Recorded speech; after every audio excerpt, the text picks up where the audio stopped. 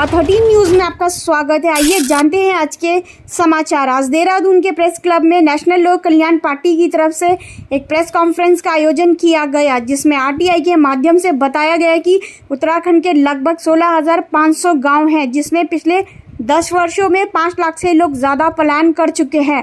उनको वापस लाना है। साथ साथ चुनाव में तैयारी को लेकर पार्टी प्रधान इंद्रप्रीत सिंह जी से विस्तार में बात की विजय खंडूजा जी के साथ। हम लोग एक नई पार्टी बनाने जा रहे हैं जिसका नाम नेशनल लोक कल्याण पार्टी है। तो हमारे सरदारों में सरबंदा भला होता है, यानी हम जो संगत है यानी जनता है, पब्लिक है, उसके भले के लिए काम करते हैं। उसी अपने गुरु के सेवा भाव के साथ हम लोगों ने ये पार्टी का चरण करने जा रहे हैं और समाज के लोगों को और जनरल पब्लिक को हमारे साथ जोड़ रहे हैं कि भाई एक तो आप अपने मसले खुद उठाएं।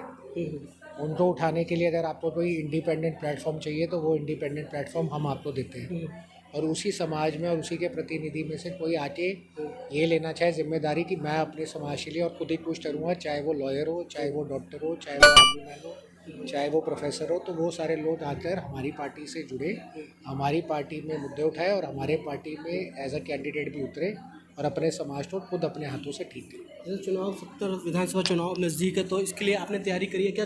आपकी पार्टी पूरे विधानसभा 70 विधानसभा में उत्तराखंड में चुनाव लड़ना? हाँ जी, सारी सीटों पे हम लोग लड़ेंगे क्योंकि हम समाज के साथ मिलकर समाज के लिए काम कर रहे हैं। तो समाज तो सारी जगह है, तो 70 सीटें हो या 700 सीटें हो, अगर उनकी बात आगे रखनी है और उन्हीं में से कोई ऐसा बंदा जो उसको टेकअप करना चाहे, बट आज अगर वो कहीं जाता है और वो अपने आप को बड़ा छोटा समझता है और उसको लगता है कि मैं यहाँ पे जाऊँगा तो मेरी आवाज़ दब जाएगी और मैं अपने लोगों के लिए कुछ नहीं कर पाऊँगा, इस इंडिपेंडेंट प्लेटफॉर्म में वो जुड़ के वो सारी चीज़ें हो सकती हैं। उत्तराखंड की बात करें तो उत्तराखंड की भूमि को लेकर लगातार हर भू कानून की मांग उठी है। तो अगर आपकी पार्टी चुनाव में जाती है, क्या क्या मुद्दे रहेंगे आपके? जैसे यहाँ पे रोजगार का है, बेरोजगारी है, ऐसे सारे मुद्दे जो है लोग विपक्ष पार्टी उठाते हैं, तो आपके आपने कुछ मुद्दे बनाए? देखिए, इसमें अगर हम लेके चले कि सबसे पहले तो एम्प्लॉयमेंट और डेवलपमेंट का इशू है। तो एम्प्लॉयमेंट और डेवलपमेंट के लिए ज़रूरी नहीं है कि कंक्रीट के जंगल बढ़ाए जाए।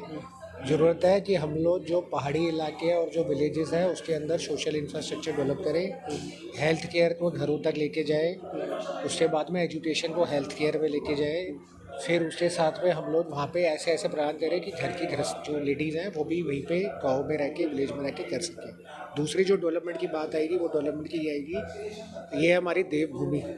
इस देवभूमि में आपको यहाँ पे हर तरीके की औषधि भी मिलती है, हर तरीके का यहाँ पे आपको एरोनॉटिकल प्रोडक्ट्स भी मिलते हैं, एरोमेटिक। तो हम लोग ये चाहेंगे कि दुनिया भर में जो आज हमारा उत्तराखंड है और देवभूमि है, ये global yoga, Ayurveda, naturopathy, wellness की तरीके से सामने आए और एक हब बने जिसको देश में और पूरे दुनिया में प्रमोट करना जाए कि अगर किसको भी योगा का, नेचुरलपैथी का, वेलनेस का, आयुर्वेदा से रिलेटेड कोई भी चीज़ सीखनी है, कोई भी चीज़ चाहिए या वही चीज़ तो वो सीख के अपने देश में या विदेश में इम्प्लीमेंट करना चाहता है तो वहाँ है। अच्छा, ये 16,500 गाँव का पलायन का ये क्या मामला है पूरा? आपने जो ये हमने ये बनाया कि जी ऐसा है, जब ये पलायन का इशू शुरू हुआ तो ये हम लोगों की आरटीआई की कॉपी लगाई है। तो उस वाले में ये है कि 700 ऐसे गांव हैं जो गांव में से लोग पूरे गांव को छोड़ के जा चुके हैं। तो आज वो 700 गांव भूतिया गांव कहला गए।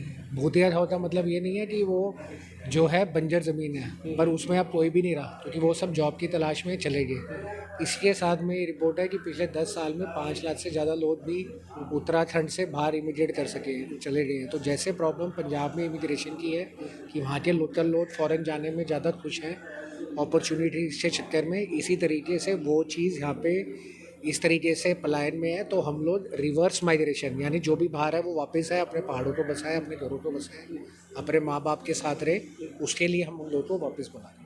सर, एक बात है, जैसे आज 27 तारीख है, 27 सितंबर है, कांग्रेस ने आज किसान आंदोलन लगातार पिछले समय से चल रहा है।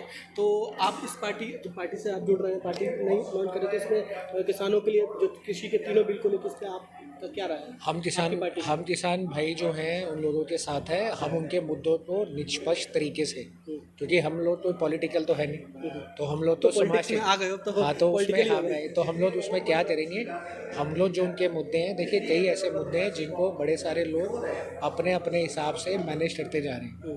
क्योंकि हो सकता है कोई किसी का बिजनेस हो आरती का, किसी का खुद लैंडलॉर्ड हो, किसी का कोई खेती का, अनाज मंडी का बिजनेस हो। हम लोगों का क्योंकि कोई भी इस तरीके का बिजनेस नहीं है, तो जो भी प्रस्ताव में चेंजेस चाहिए उनको इंडिपेंडेंट प्लेटफॉर्म पे लाकर बातों तो हम इंडिपेंडेंट तरीके से आगे रख सकते हैं, क्योंकि हमारा सेल्फ इंटरेस्ट कहीं पर भी नहीं है।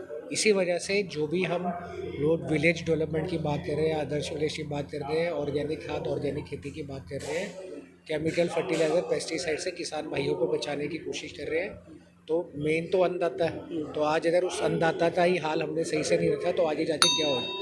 तो इसी मुहिम में हम उन सबको भी जोड़ेंगे और उनकी जो मुहिम है उसमें जितना हमारा सहयोग बन पाएगा, उनकी बातों को उनके तरीके से रखने की और बदलाव लाने की वो भी हम देंगे। आपका पार्टी का भविष्य बहुत उज्जवल हो और आपके लिए बहुत बहुत शुभकामनाएं। Thank you.